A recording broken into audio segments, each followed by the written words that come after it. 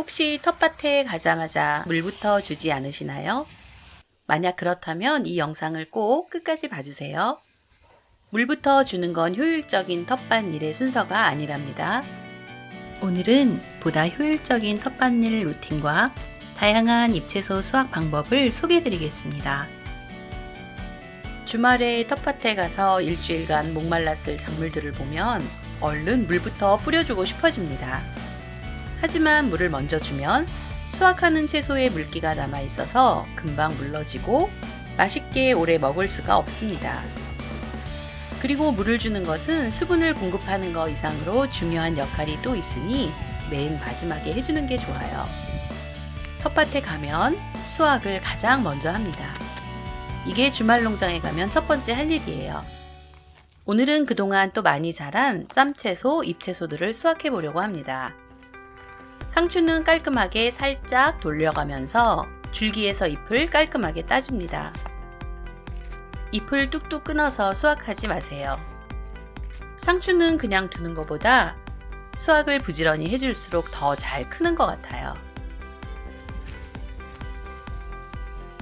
저는 양상추도 결구될 때까지 기다리지 않고 그냥 일반 상추처럼 바깥잎을 따서 먹는데 쌈으로 먹으면 아삭하고 너무 좋더라고요. 씨로 뿌렸던 작물들도 어느 정도 자라나서 소금 수확해 주었어요.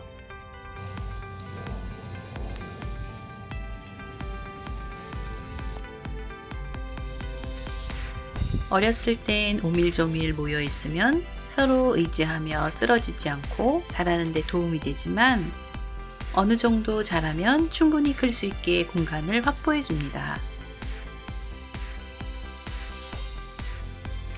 이렇게 소금 수확한 어린 채소는 무침이나 샐러드용으로 참 좋죠.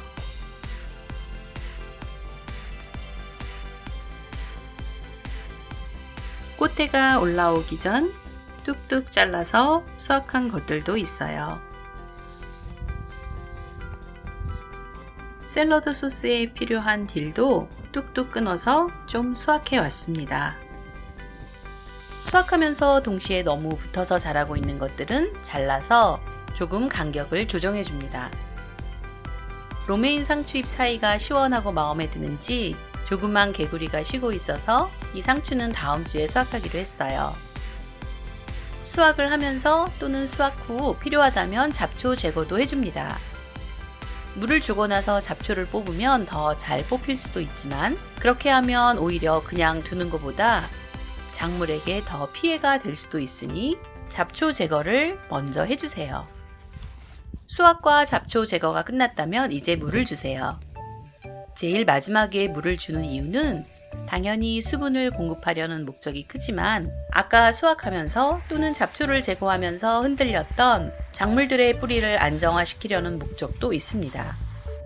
흙 안에 공기층이 생긴 채 그대로 두면 작물이 제대로 자랄 수가 없으니까 잡초를 뽑았거나 소금 수확을 한 밭에는 꼭 마지막에 물을 주세요.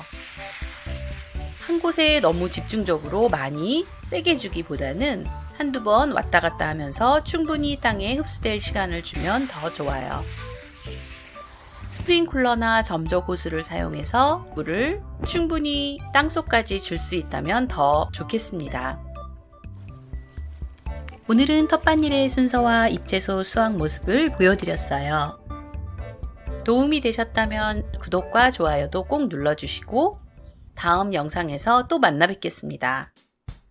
감사합니다.